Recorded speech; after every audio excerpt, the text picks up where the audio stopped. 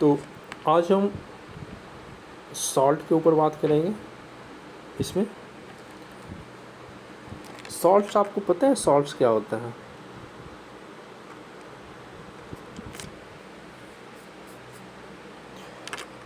आपने पढ़ा होगा, अभी अब तक हमने पढ़ा ना कि जब एसिड जो होता है और हमारा बेस है, एसिड और बेस है ना, ये क्या करते हैं, जब रिएक्ट करते हैं तो हमें क्या मिलता है?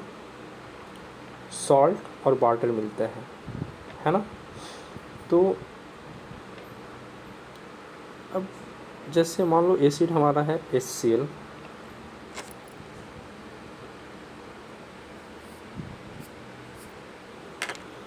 एसिड है हमारा, मान लो HCl,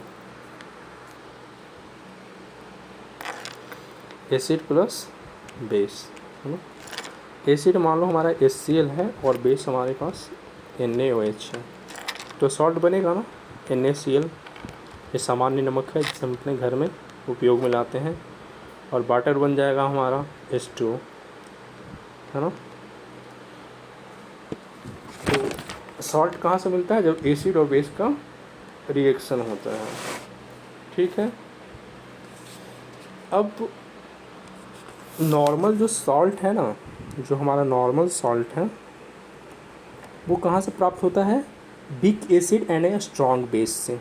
जो नॉर्मल सॉल्ट जो हमें प्राप्त होता है उसमें क्या होता है? वीक एसिड जो होता है क्या होता है?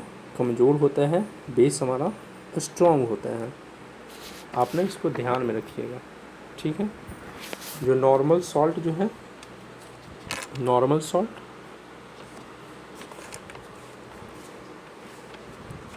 जो नॉर्मल सॉल्ट है हमारा, नॉर्मल जो सॉल्ट है वो कैसे मिलता है? वीक एसिड, एसिड क्या होगा यहाँ पे? वीक होगा, और बेस क्या होगा हमारा? स्ट्रॉन्ग बेस होगा, ठीक है। बेस क्या होगा हमारा? स्ट्रॉन्ग बेस होगा हमारा, ठीक है।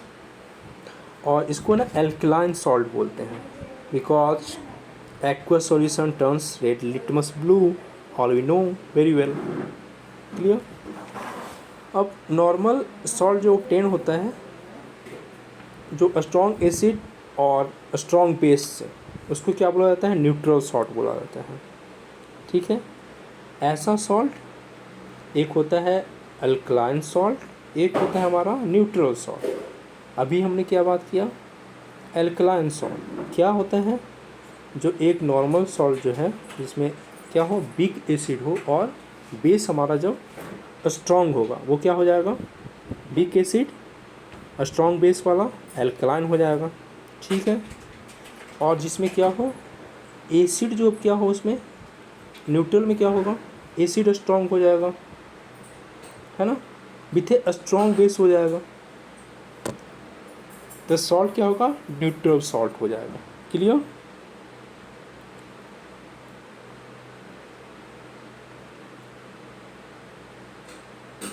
फिर जो नॉर्मल सॉल्ट है, जो न्यूट्रलाइजेशन या strong acid and a weak base, the salt is called acidic salt. मान लो एसिड ज़्यादा होगा तो एसिडिक ही होगा ना, तो ये तो सिंपल सी बात है। एसिडिक सॉल्ट के लिए कैसे?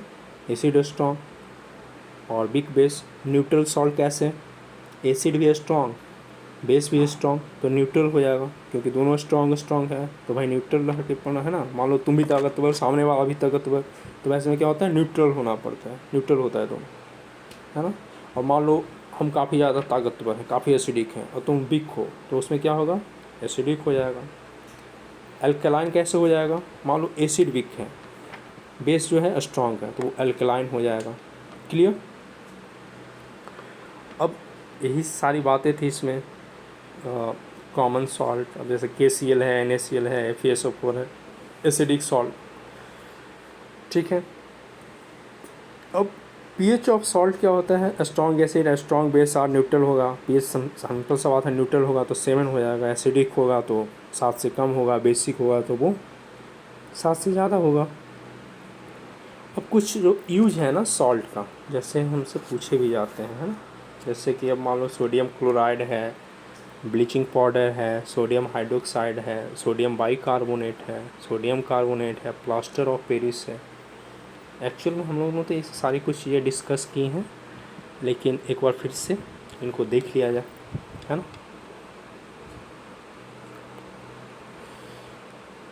अब देखते जाओ। अब ना सोडियम मान लो क्लोराइड है, तो सोडियम क्लोराइड फॉर्म कैसे होगा। NaCl की बात हो रही है, NaCl, ये सोडियम क्लोराइड है। अब सोडियम क्लोराइड का फॉर्मेशन कैसे होगा, तो एक कम्बिनेशन किसका किसका बोलो तो, ये hydrochloric acid and sodium hydroxide solution का है ना। हाइड्रोक्लोरिक एसिड बोले तो HCl and sodium hydroxide solution का बोले तो NaOH। अब देखो NaCl और H2 है ना, वाटर और सॉल्ट बन रहा, तो NaCl किसका कम्बिनेशन है, हाइड्रोक्लोरिक एसिड और सोडियम हाइड्रोक्साइड का। ये कहाँ से प्राप्त होता है मेरे बच्चे, सी वाटर, सी वाटर से ज़्यादा करके प्राप्त होता है। फिर जो रॉक, जो सॉल्ट है, चट्टानी जो चट्टान है ना हमारे, वो रॉक सॉल्ट से भी प्राप्त होता है, ठीक है। तो ये छोटी सी जानकारी, इस पर आपको याद रखना है, ध्यान में रखनी है आपको। I think all you have fun and staying healthy. Please subscribe and share Sanatani classes for complete information that will be helpful in your every examination. Because I am dealing a chapter, proper chapter, each and every essential and important topics or points, and I am covering the source of study, source of learning is here completely NCERT 6 to 12 NCERT, and I have updated version of NCERT, and it's a very beneficial for you for every examination. So let's step forward, आगे बढ़ें, और bleaching powder, we will talk about bleaching powder.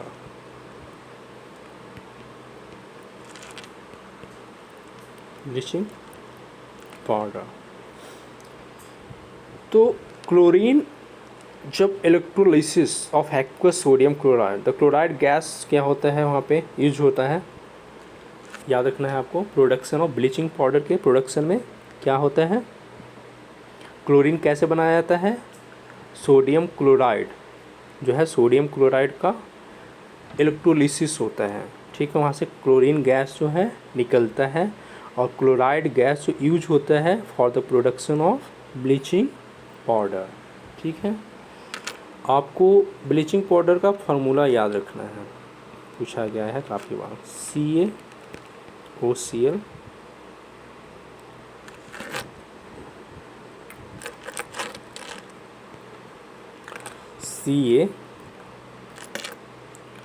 CaOCl2, ठीक है।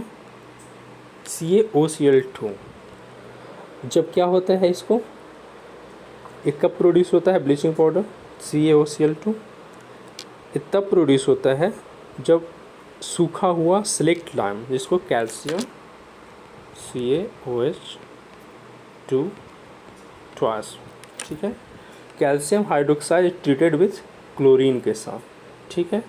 ये किसके साथ, select lime इसको बोला जाता है, आप याद रखेंगे। CaOH कैल्शियम हाइड्रोक्साइड, इससे डबल है डाइहाइड्रोक्साइड चूँकि OH का, स्लैक्ट लाइम बोला जाता है। तो ये क्या होते हैं, जब इसको सेक किया जाता है, क्या करता है, ये ट्रीट किया जाता है, तो क्या होता है हमारा,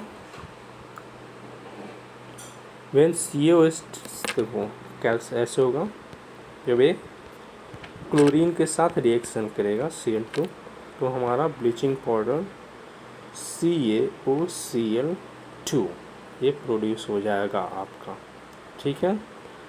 जब कैल्शियम हाइड्रोक्साइड है ना के 2 एटम्स क्लोरीन के साथ रिएक्शन करेंगे, तो ब्लीचिंग पाउडर CaOCl2 प्रोड्यूस होगा, क्लियर। क्लियर।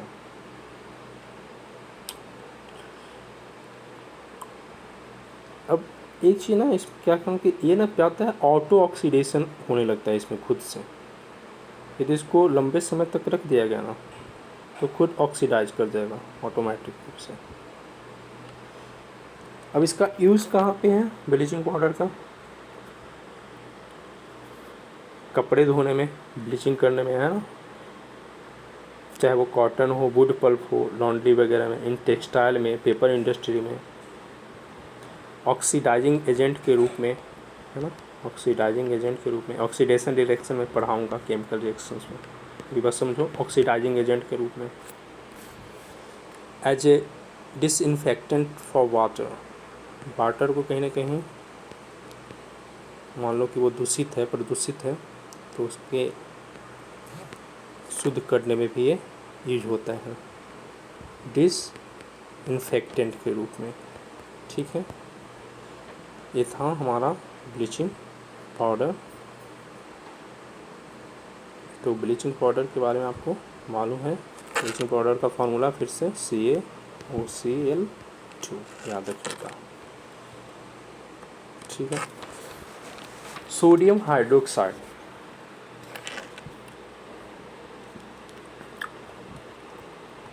अब ना सोडियम हाइड्रोक्साइड का फार्मूला आपको मालूम है, NaOH, सोडियम हाइड्रोक्साइड। अब एक्चुअली में ये कैसे प्रोड्यूस होता है? जब इलेक्ट्रिसिटी को ना पास कराया जाता है एक्वस, एक्वस मैंने जलीय विलयन से, किसका? सोडियम क्लोराइड का। NaCl का मान लो जलीय विलयन है, जल का फॉर्म में है, सॉल्यूशन फॉर्म में है, विलयन फॉर्म में। इससे इलेक्ट्रिसिटी जब पास कराई जाती है ना तो ये sodium hydroxide ion, sodium hydroxide का फॉर्मेशन होता है।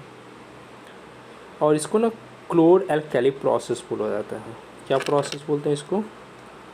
क्लोर एल्कली, क्लोर एल्कली प्रोसेस बोलते हैं, क्लोर एल्कली प्रोसेस बोला जाता है इसे। ठीक है, क्लियर। चूँकि बिकॉज इसमें होता है क्या ना, कारण क्या, प्रोडक्ट जो फॉर्म होता है क्लोरीन के लिए and alkali for sodium hydroxide के लिए लिया गया है। ठीक है, और आपको मालूम है कि क्लोरीन गैस जो है एनोड पर ही होगा, हाइड्रोजन जो होगा liberated at cathode, sodium hydroxide solution also form at the cathode. चलो, सोडियम बाइकार्बोनेट के बारे में जो चीज़ें थी हम पढ़ चुके हैं।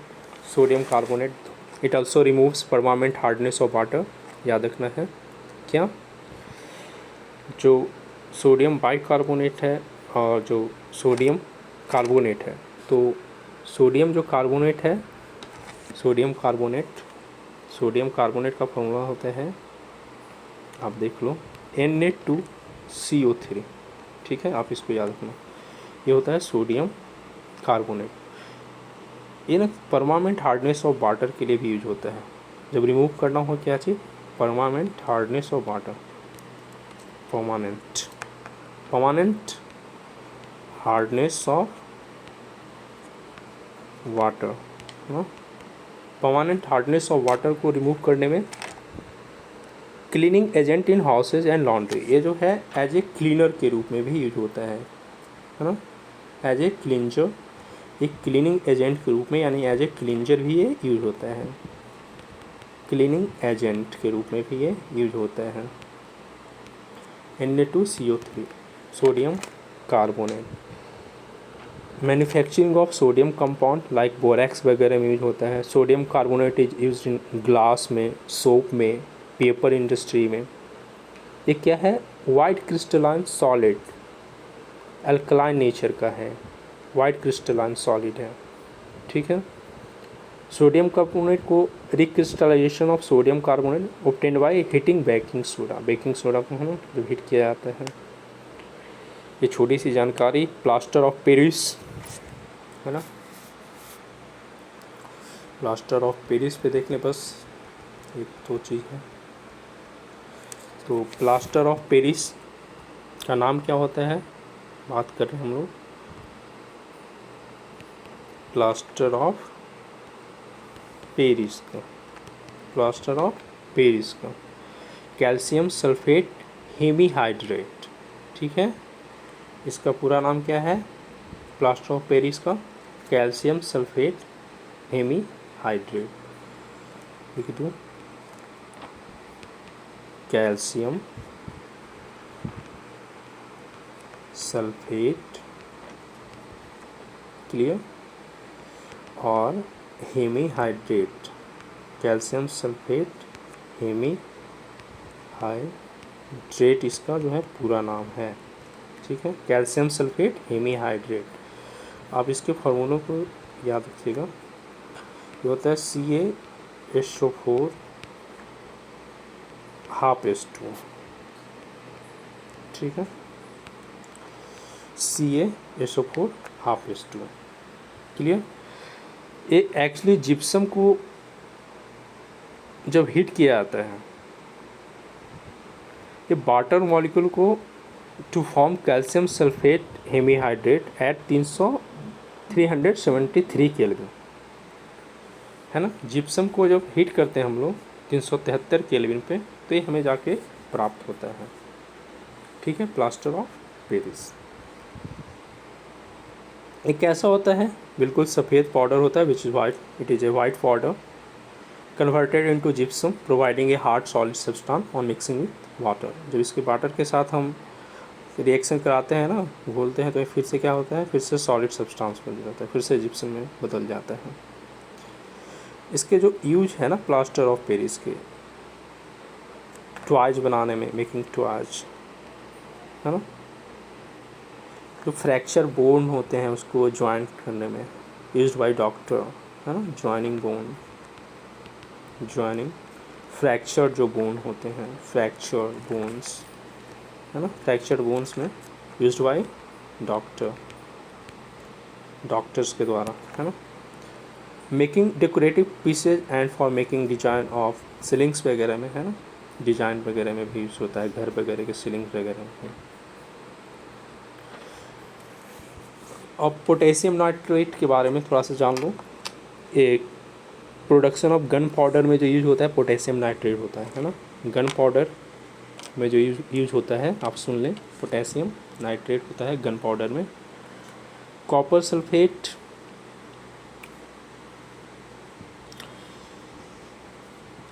एक काम करता हूँ, इसी में लिख ही देता हूँ कहाँ कहाँ पे किसका यूज है।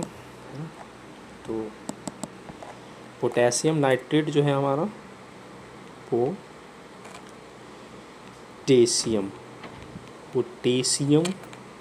नाइट्रेट, फार्मूला आप लोगों को मालूम है? नहीं मालूम है तो मैं बता दूं, KaNO3, पोटेशियम नाइट्रेट, ये ना 3 होगा, KaNO3, पोटेशियम की बात कर रहा हूँ के से। ठीक है, यूज कहाँ कहाँ पे होगा? गन पाउडर में, है ना, प्रोडक्शन ऑफ इसका, गन पाउडर के प्रोडक्शन में, गन पाउडर के प्रोडक्शन में इसका यूज होगा। फायर क्रैकर्स में, फायर क्रैकर्स बोले तो पटाखे वगैरह, है ना। पोटेशियम नाइट्रेट की बात हो रही है फायर क्रैकर्स में। ग्लास इंडस्ट्री में, फर्टिलाइजर्स में, है ना, तो ग्लास इंडस्ट्री में भी आप याद रखेंगे पोटेशियम नाइट्रेट की बात हो रही है, तो ग्लास इंडस्ट्री और फर्टिलाइजर्स के प्रोडक्शन में भी, इसका यूज होता है। आप एस भी लिख सकते हैं, जेड प्लीज़। कॉपर सल्फेट जो है, कॉपर सल्फेट आपको पता है इसका इंसेक्टिसाइड, है ना, चूहा वगैरह को मारने का दवा वगैरह जो बनता है ना, पेस्ट वगैरह जो कीड़े मकोड़े को मारने के लिए कॉपर सल्फेट का। इलेक्ट्रोप्लेटिंग में किया जाता है, क्लोरेशन प्रिंटिंग में, प्यूरिफिकेशन ऑफ कॉपर में कॉपर सल्फेट का उपयोग होता है। पोटेश एलम, ये वाटर के प्यूरिफिकेशन में, ब्लड क्लॉटिंग में, लेदर इंडस्ट्री में, है ना, मैन्युफैक्चरिंग ड्रग वगैरह में, कलर बॉन्डिंग इन कलरेशन में, है ना, पोटास एलम आप याद रखेंगे। Purification of water, potash alum, जो वाटर के प्यूरिफिकेशन में पोटेश एलम का हम उपयोग करते हैं। ब्लड के क्लॉटिंग लेदर इंडस्ट्री में भी, क्लियर है।